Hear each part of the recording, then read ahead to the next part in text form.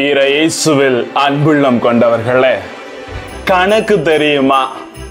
கணக்குனாலே இன்னைக்கு எல்லோருமே பயந்து கொண்டு இருக்கிற ஒரு சூழல் எப்பவுமே பள்ளிகளிலும் சரி கல்லூரிகளிலும் மாணவர்களுக்கு இடையே இருக்கிறது. ஆனால் இன்று நற்செய்தி வாயிலாக கணக்கு தெரியுமா?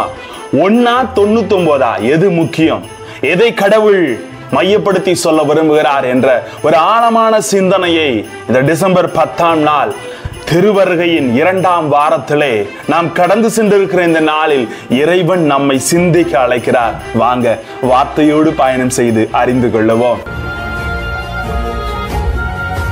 Praise the Lord.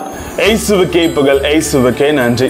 இறைவனின் அருட்கரமும் அருளாசிரும் உங்களோடும் உங்கள் குடும்பத்தோடும் முழுமையாக தங்கி பாலனின் பிறப்பு ஆசிரை கொண்டு வர உங்களை நான் வாழ்த்துகிறேன்.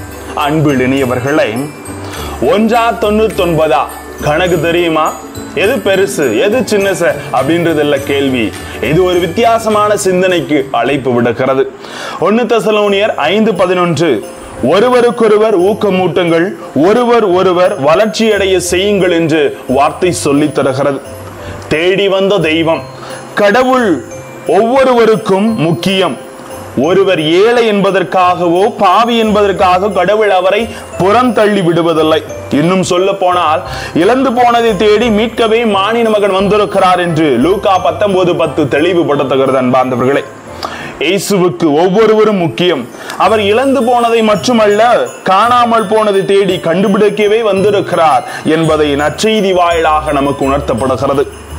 1000 குற்றவாளிகள் தப்பித்தாலும் ஒரு நிரபராதி தப்பிக்க கூடாது என்பது பொதுவான சொல் வழக்கு. அன்புள்ளம் கொண்டவர்களே, மத்தேயு 18:14 அழகாக உணர்த்தப்படுகிறது. இச்சிறியோருள் ஒருவர் கூட நெறி தவறி போக கூடாது என்பது உங்கள் விண்ணக தந்தையின் திருவிழா என்பது அழகாக உணர்த்தப்படுகிறது. இதை வேறு கண்ணோட்டத்தில் நாம் சிந்தித்து பார்க்கிற பொழுது, 1000 நீதிமான்கள் விண்ணகத்தின் சுவையையும் அருமையையும் அனுபவித்தாலும் ஒரு குற்றவாளி கூட அந்த வாய்ப்பை தவற விட்டு விடக்கூடாது என்பதுதான் கடவுளின் முக்கியமான நோக்கமாக பார்க்கப்படுகிறது. 99 பேர் நல்லா இருக்காங்க, ஒருத்தன் தானே போனா போயிட்டுன்னு அவர் விரும்பல. அந்த ஒருவனும் அந்த விண்ணகத்தின் சுவையை பெற்றுக்கொள்ள வேண்டும் என்பதுதான் கடவுளின் விருப்பம். ஆமாங்க, நாம் கற்றுக்கொண்ட கணக்கு பாடத்தில், பொதுவாகவே நாம் படித்த இந்த கணக்கு பாடத்தில் அழகாக சொல்லப்பட்டிருக்கிறது, 1 விட 99 பெரியது. 1 is never greater than 99. ஆனால் இயேசுவின் அருங்குமுறையில் 99 விட 1 பெரியது என்பதை உணர்த்துகிறார்.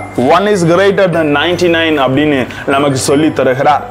இது முரண்பட்ட வித்தியாசமான கணிதம். இந்த முரண்பட்ட கணிதத்தை நம் மனங்களில் விதைத்து வளர வைப்பதே இத்திருவருகை காலத்தின் நோக்கமாகவே நாம் உணர வேண்டும். அன்பார்ந்தவர்களே, பாவிகளையும் விபச்சாரிகளையும் வரித்தண்டவர்களை அரவணைத்து மன்னித்து ஏற்றுக்கொண்ட இயேசுவின் மனதை போல நம் மனங்கள் மாற வேண்டும்.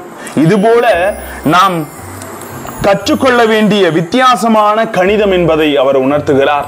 ஆம் அன்புக்குரியவர்களே, இயேசுவின் மந்தையில் இணைய தகுதியற்றவர்கள் என்று நாம் கருதுபவர்களை அரவணைக்கும் அக்கறை நம்மில் எழ வேண்டும் என்பதுதான் அவர் ஆழ்ந்த கருத்தாக பார்க்கப்படுகிறது. நாம் ஒதுக்க நினைப்பவர்களை, நாம் புறக்கணிக்க எண்ணுபவர்களை, நாம் ஓரங்கட்ட சிந்திப்பவர்களை ஒரு பக்கத்தில் வைத்து அழகு பார்க்க உயர்ந்த நோக்கம் நம்மில் பிறக்க வேண்டும். அன்பார்ந்தவர்களே, இந்த முக்கியமான நோக்கம், இந்த 99 விட்டுட்டு 1 தேடி போறார்.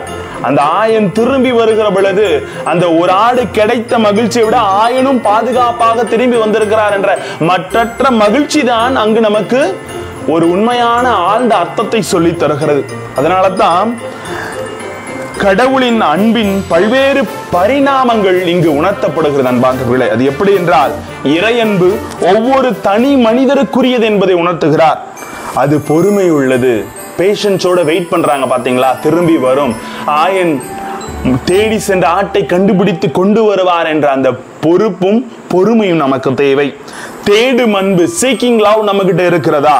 மகிழும் அன்பு, ரிஜாய்சிங் லவ் நம்மிடம் இருக்கிறதா?